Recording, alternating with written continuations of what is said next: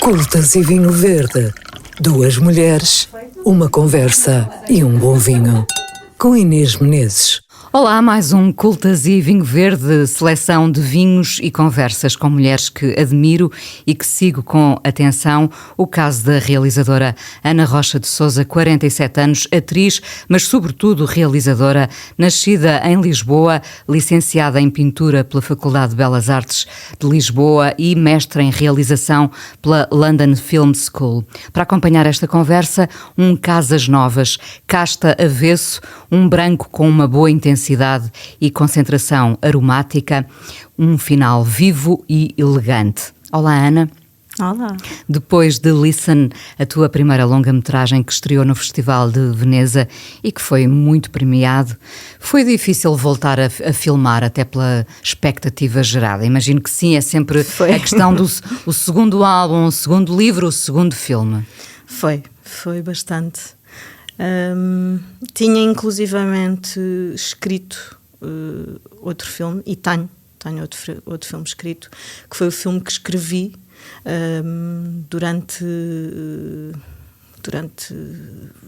entre 2020 e 2022 e que desenvolvi depois bastante, ainda no início de 2022, desenvolvi numa residência artística em LA.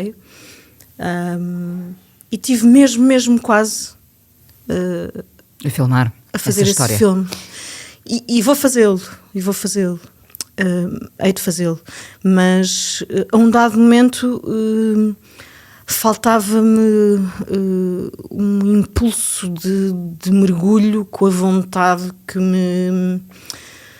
me é inerente, sabes? E pensei, se me falta, é porque não é para ser. Não é agora.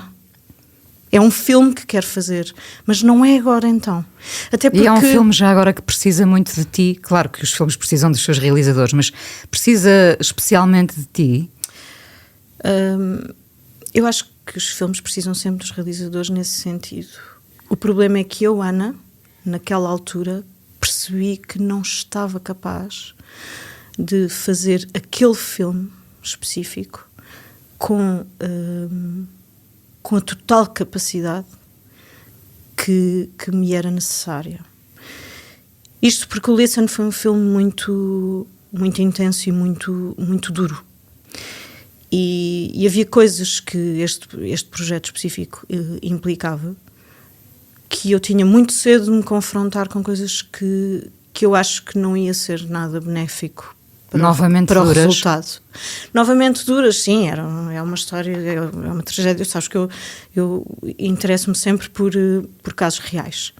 E é uma tragédia que envolvia muitas nacionalidades, que envolvia muitas questões e envolvia filmar novamente em Inglaterra e eu não quis. Não quis mesmo. E comecei a sentir que o meu corpo estava a resistir a isso, estás a ver? Que havia todo... E havia um interesse grande internacional e havia até uma questão muito importante que era é um filme que exige um patamar... Bem, enfim, estou a falar de um filme que acabei por não fazer e é um bocadinho tolo, mas é um bocadinho tolo no sentido de... É um filme importante que há de existir, mas essa questão toda era uma questão também que envolvia um orçamento enorme e também tive muito receio das coisas me fugirem e escaparem das mãos e de começar a lidar com coisas que eu não quero, do ponto de vista profissional, de estar a lidar com grandes produções em que depois eu não tenho a minha mão e a minha visão e sou muito obcecadinha. É importante teres controle sobre o que podes... Sou muito da Europa. Então chegamos à sou tua... muito realizadora da Europa. Chegamos à tua segunda longa-metragem, chama-se Wings, Asas. Asas, sim. Filmada entre a Mortosa e a Ucrânia. E a Ucrânia. Uma coprodução Portugal-Ucrânia, com estreia prevista para este ano ainda? Sim. eu não tenho, lá está, eu não tenho muita mão nas datas de estreia, porque há uma data de componentes e de variantes nas quais eu não tenho interferência, e a própria produção creio que chega a um ponto em que também não é? Porque entram os distribuidores, entram muitas variantes que não passa por nós, basicamente, e portanto o filme ficou pronto bastante recentemente, portanto eu demorei bastante tempo. Não é um filme fácil e não foi um filme fácil, mas por muito estranho que isto possa parecer, foi um filme muito, muito belo. E eu digo sempre isto assim com algumas reservas, porque... Estamos a falar de uma história de integração e acolhimento de mulheres ucranianas que encontram refúgio em Portugal. A guerra foi o ponto de partida, mas qual foi o ângulo que te levou ao filme, a fazer este filme em particular? Então, olha, eu acho que nós vivemos uma altura no mundo particularmente triste e grave. Isto não é uma questão de achar, não é? Todos nós sabemos que vivemos.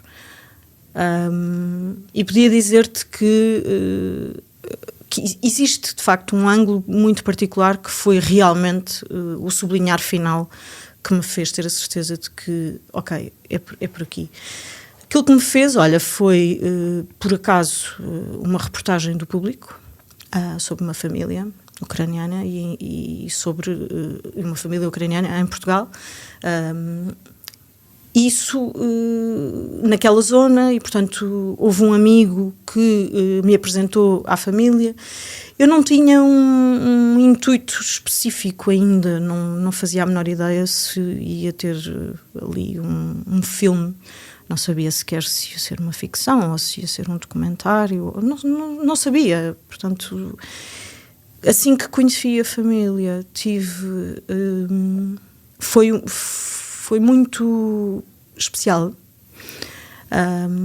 Várias questões que tornaram a situação especial. Podemos falar desta família em traços gerais? Que família é esta? Eu acho que não se deve falar desta família. Acho mesmo que não se deve. Até porque eu chego a um momento em que, lá está, apesar deste filme ser muito mais baseado num caso real do que o Listen parte também de um caso real, e depois eu junto muitos, e o resultado do Listen não é uma história específica, e são pedaços e alinhavos de vários. Aqui acontece um bocadinho isso, que é, eu parto de uma família, há grande parte da história que é a história específica daquela família, mas depois eu vou buscar um enquadramento que nada tem a ver com esta família. E, portanto, eu acho que não se deve fazer isso, até por questões de segurança. Estamos a falar num filme em que a segurança não é propriamente tranquila. E isto levou-te à Ucrânia? Isto levou-nos à Ucrânia. Levou-me... Entre março e abril do ano passado? Foi durante a guerra, se é isso que queres saber. Sim, foi no ano passado, eu acho que ainda há guerra, não foi? Não, sim, eu sei, mas sim, a Ucrânia... E que cenário encontraste? Olha, se a Maria João Maier, produtora, estivesse aqui, nós íamos ter imediatamente uma troca de olhares, porque como dizer isto? A Ucrânia passa, ainda hoje estive a ver imagens horríveis do que aconteceu há umas horas, e como é óbvio, não há palavras bonitas para descrever a guerra. Mas a verdade é que aquilo que se encontra na Ucrânia é muito mais do que a guerra. E isso é arrebatador. Encontra-se uma resiliência extraordinária, encontra-se pessoas a viver contra ventos e marés, verdadeiramente a viver. E isto eu não esperava, porque isso foi verdadeiramente surpreendente. Foi chegar e ver ruas cheias, vida em todo o lado. E se tens bombardeamentos, porque tens, e se tens sirenes constantes, porque tens, existe uma sede de viver e de não saber se sobrevive ao dia seguinte. Como se amanhã fosse o último dia. Nem é amanhã, como se agora fosse o último segundo. Sim, sim. Sabes? E isso tem tanto de horrível quanto de belo.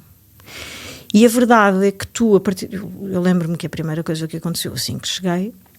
Estamos a falar de Kiev? Estamos a falar sim, Kiev e os arredores de Kiev. Eu andei também por Irpin, Bucha, Borodianka e, portanto, Bucha, onde aconteceu aquele terrível massacre. Sim, e não só, e Irpin também, e são muitos os lugares dos massacres, infelizmente. E são muitas as histórias de horror. E tal como aconteceu no Listen, eu não tive e não tenho interesse em retratar um horror explícito,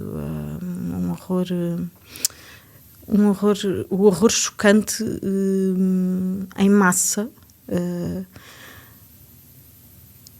Eu acho que faço um filme de guerra, mas numa perspectiva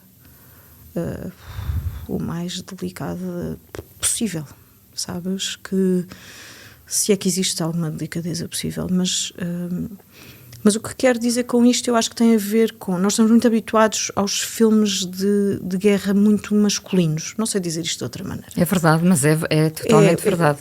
Uma pessoa fala em filme de guerra e imagina-se bombardeamentos e tiroteios, trincheiras, homens fardados, e não é que não existam realmente homens fardados no meu filme, realmente, pronto. Mas o meu filme não é sobre isso. O meu filme é o ponto de vista das mulheres. O que acontece às mulheres? O que acontece às mulheres desta família específica que eu retratei e que é parte ficcionada, mas que vem da verdade pura, vivida, infelizmente, que é o que acontece quando tu és obrigado a deixar tudo para trás. É possível realmente uma guerra ficar completamente para trás, ou ela vai atrás de ti onde tu fores. E acho que o filme é isso. E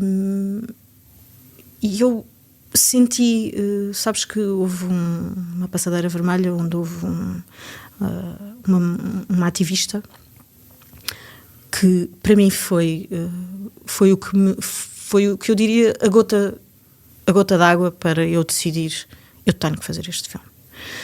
Sabes que no cinema e neste universo artístico e criativo há sempre um lado criativo, como se fosse obrigatório tu teres quase direito a fazer, ou o porquê, ou de onde vem, e um dado momento havia muito essa questão em mim, que é: eu quero fazer este filme, e acho que as guerras não são só nossas quando nos estão a rebentar bombas em cima. Claro que não acredito na utopia de conseguirmos resolver todos os problemas do mundo ao estar em todas as frentes, e não se trata disso, mas acho que há questões hoje em dia em que é crucial nós posicionarmos-nos, ponto. O não posicionarmos-nos é tomarmos um lado por si. E, portanto, eu senti essa necessidade de me posicionar. Quando viste essa ativista na Passadeira Vermelha? Esta ativista na Passadeira Vermelha foi aquilo que me deu a certeza absoluta e a convicção absoluta de que eu tinha que fazer este filme. E qual foi a manifestação desta ativista? A manifestação desta mulher foi numa Passadeira Vermelha de um grande festival de cinema. Ela despe um vestido longo, fica completamente despida e está toda pintada e suja com sangue e tem pintada a bandeira da Ucrânia e tem escrito Stop Raping Us. Parem de nos violar. E eu, quando vi aquilo e vejo imediatamente uma data de seguranças a retirarem-na dali, como se ela estivesse a provocar um motim. Pensei, não consigo, não posso. Pactuar com este silêncio. Não posso. E, portanto, acho que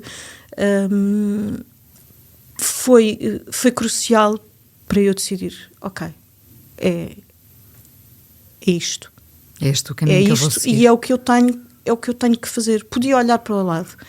Podia, como tantas vezes temos que o fazer, mas decidi que não devia e que não iria sentir-me confortável com esse olhar para o lado. E, portanto, de certa forma, existe ali uma guerra que também é minha, nesse sentido. E depois acho que há uma guerra que deveria ser de todos, que é, independentemente daquilo que são as nossas experiências ou não, acho que há uma guerra que deveria ser de todos, que é a paz e a segurança e a estabilidade de todas as pessoas, em todos os lugares. E uma coisa muito bela desta última ida à Lua, eu acho que é esta perspectiva de pessoas que atravessam todo o sistema e olham de fora e percebem que realmente o mundo é a nossa casa. E eu acho que nós temos que ter esta percepção constantemente. Não é o meu cantinho, não é a minha casinha, não é só isso que é importante. Não é só o meu país, não é só a minha cidade. O nosso mundo, a nossa casa, é o nosso mundo, em geral, para tudo. Somos todos habitantes da mesma casa, no fundo. Exatamente. Voltas à Lúcia Muniz. Volto à Lúcia Muniz. A Lúcia é uma... Para além de ser uma atriz com quem eu gosto muito, muito de trabalhar, para além de ser a pessoa maravilhosa que ela é e que nós todos sabemos que ela é, a Lúcia tem quase um papel que passa quase a ser uma extensão de mim. E nós não sabemos bem porquê. Eu não sei bem explicar porquê. Eu não quero nada ser aquela realizadora que de repente é realizadora, é produtora, é não sei o que, e está no filme e entra e sai, e não quero nada ser essa realizadora. Mas tem que existir um entendimento e a Lúcia é o meu porto seguro. Que bom. Lembro que nesta conversa temos hoje um Casas Novas, casta avesso, um branco jovem. Pensando ainda em Listen... E que tem aqui um belo leão, não? Estamos a vê-lo também. No rótulo. Assim. Pensando ainda em Listen, subúrbios de Londres, um casal, abraços com a sua instabilidade, os filhos, a pressão dos serviços sociais... interessa-te sempre cruzar mundos, muito neste sentido, uma casa comum, não é? Nós e os outros que somos nós. Não são os outros, somos nós. Sim. Nós às vezes, por segurança, queremos pensar sempre o aconteceu aos outros. Está a acontecer-nos, não é? Este filme é muito isso. E o Listen éramos nós, no meio dos outros, quase, não é? E isso era uma das coisas bonitas que o produtor do Listen a um dado momento me dizia, porque uma coisa que me puxou muito, muito para a temática do Listen foi o facto de eu ter vivido em Inglaterra e de ter tinha sido recentemente mãe, quando tinha saído aquela notícia da mãe portuguesa, e portanto eu faço um exercício de empatia imediato de e se fosse eu? E uma das coisas mais bonitas que o produtor me ensinou foi realmente tudo bem que foi assim para ti, mas realmente não é só importante quando podíamos ser nós. E ele até insistia muito nisso, porque eu dizia imenso isso porque era totalmente verdade, e portanto não havia razão nenhuma para eu não dizer isso. Mas lembro-me que ele insistia imenso comigo nesta questão, e é uma questão bastante importante, que é: porquê é que temos que nos preocupar apenas se for connosco? Não é verdade, não devemos esperar por isso.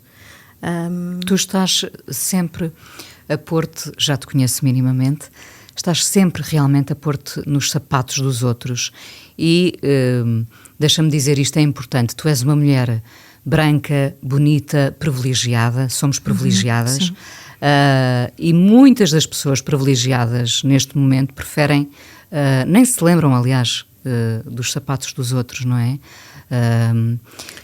Há um momento em que tu foste sempre essa? Não acho que tenha sido. Não acho que tenha sido. Acho que tive uma altura, talvez natural, da vida, não sei, em que era bastante mais focada, talvez, em mim mesma, não sei. Acho que o meu trabalho enquanto atriz me ensinou bastante também sobre isso. Acho que hoje em dia tento fazer o exercício um bocadinho contrário, que é... eu não sei, sabes, eu não te sei especificar se a empatia foi algo que eu tenha aprendido,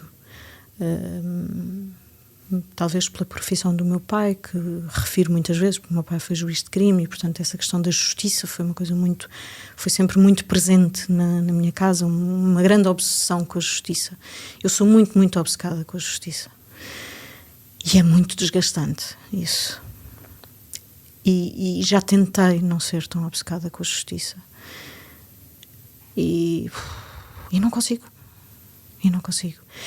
E, por um lado, isso acaba por ser bastante triste, porque há alturas em que, seja a própria segurança, seja uma data de outras coisas, quer dizer, há momentos em que tu tens que saber proteger-te. E eu não sei. E gostava imenso de dizer isto de uma forma super heroica, mas não digo nada, juro-te que não digo. Tu és muito permeável à dor dos outros. Acho disparatado, acho desmedido. Já ponderei, inclusivamente, se isto não será uma neurodivergência qualquer que eu não saiba. Mesmo porque não é natural. Percebes? Não, é-me inata. É verdade que nem sempre senti com a mesma intensidade, sim, é verdade, mas tenho feito um exercício grande para me tentar proteger, para me bloquear desse tipo de... Eu não consigo. Sei que há coisas que faço ou que digo, ou que há statements que eu sei que me vão prejudicar, que me podem colocar em risco, que me podem não sei... E acho que vivemos também tempos em que, depois lá está, depois vem sempre este lado, sabes? Que é, quero proteger-me, quero conter-me, quero estar em paz, em tranquilidade, mas depois vem sempre este lado que diz assim, mas o que é uma paz sem liberdade? O que é isso? E realmente eu acho que tem sido sempre. E desde muito pequenina, isso eu lembro-me desde os tempos, muito, muito jovem, muito pequena, havia pessoas que brincavam com isso, a questão da política, ela tem que ir para a política, e eu achava aquilo surreal, tipo, porque é que não estão... Hoje em dia, eu dou por mim a pensar, eu não sei se não devia ir para a política, porque chega uma altura em que começas a sentir que não vejo representantes suficientes ou capazes com que me identifique. Não sei se serei capaz também, estás a ver? Não estou a achar que vou ser capaz ou que deixo de ser. Mas já comecei a sentir isto, sabes? Tenho muito esta questão, o Listen trouxe muito isso, essa vontade de tentar mudar uma lei. Tenho neste momento na cabeça constantemente uma vontade imensa de arranjar forma de tentar mudar outra lei que nada tem a ver com o Listen, nem nada tem a ver com nenhum dos filmes, nem com filme nenhum, mas que tem a ver com uma noção de que há claros problemas na sociedade que são completamente silenciados, que são completamente ignorados e que têm que ser adressados, sabes? E que têm que ser pensados com mais realismo. É preciso realismo na política, sabes? Não é só preciso realismo social no cinema, que é bastante importante.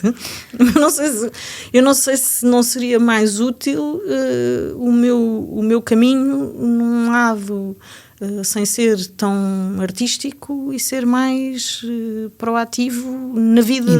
Interventivo mesmo na vida das pessoas. Vais descobrir isso também. Não faço ideia. Estás também a terminar o documentário Neste Quarto Carminho. Entramos no lado mais íntimo da vida da Carminho, da fadista. Isso é uma pergunta muito curiosa. A Carminho é uma pessoa que eu acho absolutamente fascinante, de todos os pontos de vista. Vai ficar já doente de eu estar a dizer isto, que é uma coisa que eu adoro, que é uma pessoa ser tão extraordinária e tão talentosa quanto ela, e fica logo, não, pronto, não, ai. Mas enfim, a Carminho é de facto uma pessoa muito inspiradora, e este filme, eu não sei se tu sabes, a minha filha chama-se Amália. Sei. Portanto, existe em mim uma paixão grande pelo fado.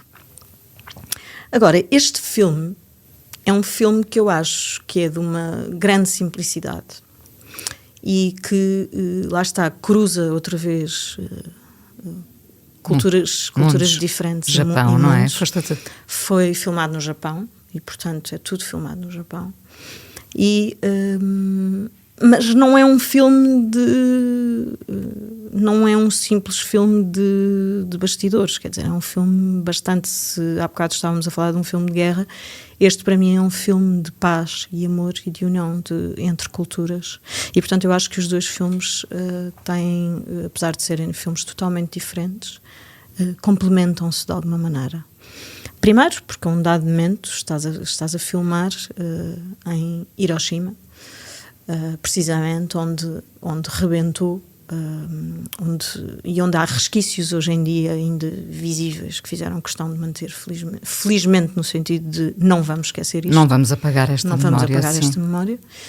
E portanto, de repente, termos uma Carminho que canta em pleno Japão, e se hoje falássemos de amor, só para variar, não acho que seja de se ignorar.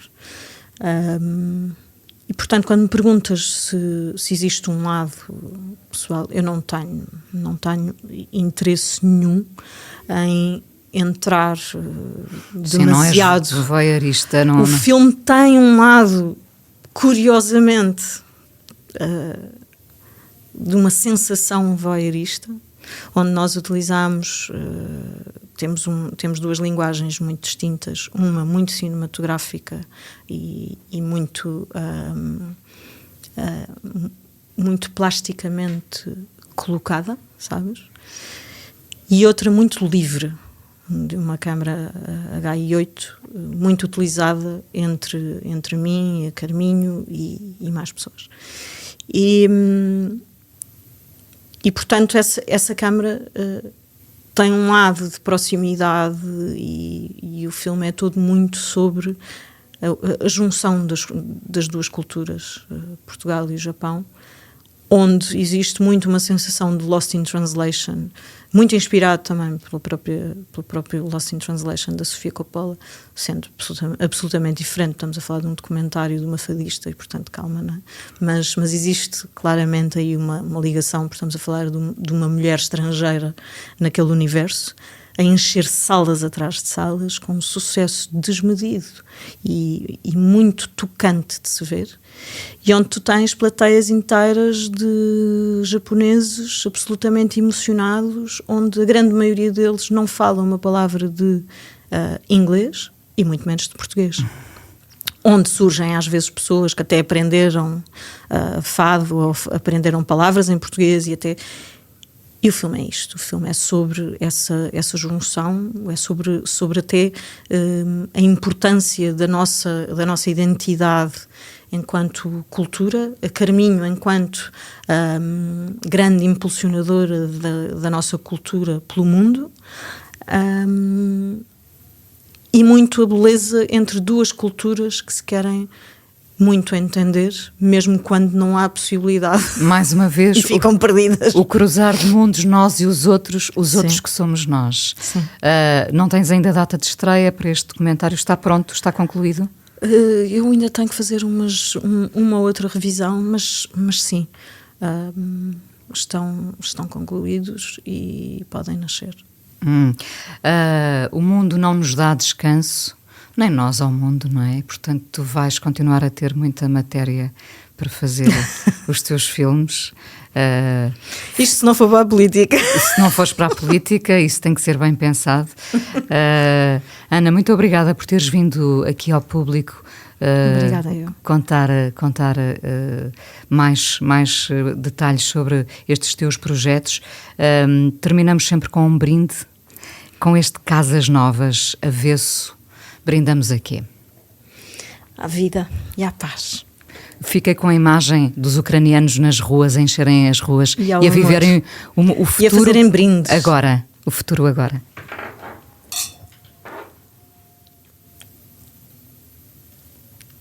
Obrigada por teres vindo. Obrigada. Este Cultas e Vinho Verde, podcast do Público, com o apoio da Comissão de Viticultura da Região dos Vinhos Verdes. A produção é da Inês Bernardo, genérico da Alexandra Gonçalves, sonoplastia Miguel Sousa, a coordenação de podcast do Público é da responsabilidade do Amilcar Correia. Até para a semana. Cultas e Vinho Verde, com Inês Menezes.